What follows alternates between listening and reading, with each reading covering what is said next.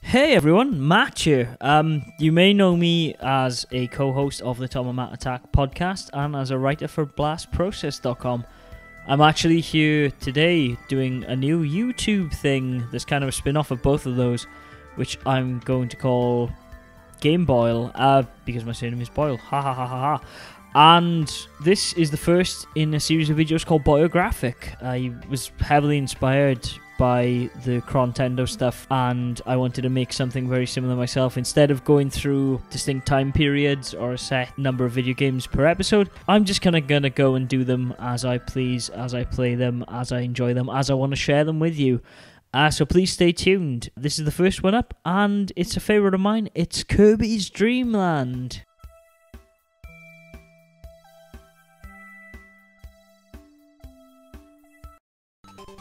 So, I thought I would kick the whole thing off with a Gameboy game that's not only a classic, but one that is actually near and dear to my heart, because it's the first one that I ever played. It's Kirby's Dreamland. I actually got this game along with my DMG Game Boy back in Christmas 1992, when both the system and I were only 4 years old. I have a lot of fond memories of this game, and I think that the game's simplistic style, fun and slightly challenging gameplay, as well as its fantastic score, helped cement the foundations of what is now a lifelong hobby of video gaming for me. Originally released in 1992, Kirby's Dreamland is the first game of the now extremely popular Kirby franchise.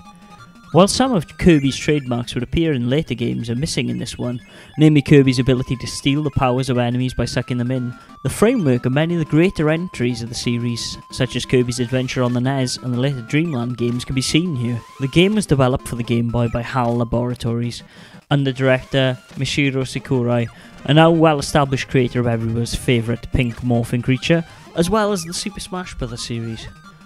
For those of you paying attention, because the Game Boy footage is filmed on a Game Boy Advance player, the rules of the Game Boy Color are in effect, meaning that Kirby has a signature pink colour. However, this was almost not the case, if a popular piece of retro gaming folklore is to be believed. Early in the character's development, it is rumoured that Sakurai and Mario creator Shigeru Miyamoto argued over the colour of Kirby. Sakurai wanted Kirby to be pink, while Miyamoto wanted Kirby yellow. While Sakurai eventually won out on this argument, it left Nintendo America's marketing department so confused, it supposedly just made Kirby white to match the game's grayscale aesthetics. Which is supposedly why Kirby is the wrong colour on your cart and box art. This naturally, in a lot of later Nintendo tests, led consumers to believe that Kirby was actually a friendly ghost, similar to Casper. A little less known piece of gaming history is that Kirby is not even meant to be the star of this game at all. Kirby's sprite was in fact a placeholder for a more sophisticated sprite that HAL Labs would develop later. However, the folks at HAL fell in love with him, and thus Kirby stayed. His original name was Popopo, and the game was originally going to be called Twinkle Popo, though eventually, as we all know, the character was renamed Kirby and the game called Kirby of the Stars in Japan and Kirby's Dreamland in America and Europe.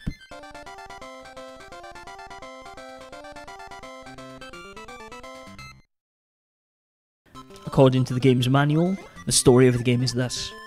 On a tiny star far away in a land called Dreamland, the magical sparkle stars that the people of Dreamland used to work and play were stolen by the evil king DDD, Lord of Three Names, as well as all their food.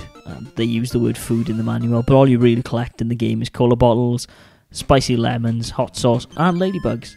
So, each to his own, Dreamlanders. But Kirby is on a quest to set things right, to get back the Dreamlanders' food and kick some serious penguin in a nightgown ass. The game itself features 4 unique levels, namely Green Greens, Castle Lolo, Float Islands, Bubbly Clouds, and the 5th and final stage, Mount D, which is a mini version of each stage and a boss encounter before the final fight with the game's antagonist.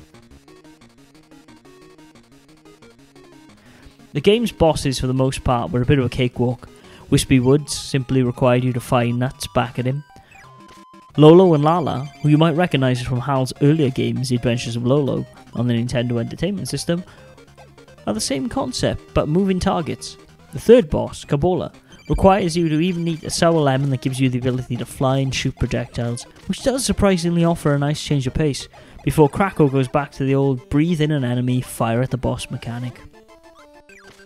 However, Dedede can possess somewhat of a challenge to new players. For starter, he has a larger health bar than all the previous bosses. His ham attacks can be a pain to avoid, and getting sucked into his mouth, well, just sucks. However, with these bosses may be a little bit on the easy side, they and all the enemies included in the game exude a charm that's really hard to ignore. For each inch of environment, right down to the background clouds, it really does show that HAL has put a lot of work into Kirby's Dreamland. The score is fantastic and really offers a relaxing gameplay experience for the most part. While the D's theme has all the excitement that an end theme should have, it instills in the player a sense of urgency and excitement that is perhaps lacking from the rest of the game's score.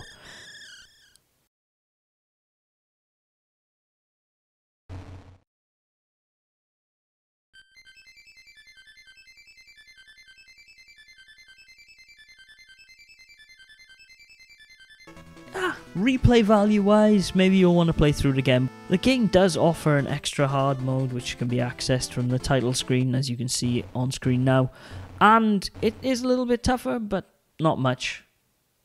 And that's all we've got time for in this episode, ladies and gentlemen. Thanks for watching. Please rate and subscribe if you like it. Give it a like, give it a comment, tell me what I can improve. This is the first episode, it's the pilot if you will. Yeah, I'm recording this off of a Game Boy Advance player on the GameCube. If there's a better way out there, please let me know, obviously other than emulation, because I want to play these carts as I collect them. And please tell anyone else you think might be interested in it. Until next time guys, game on!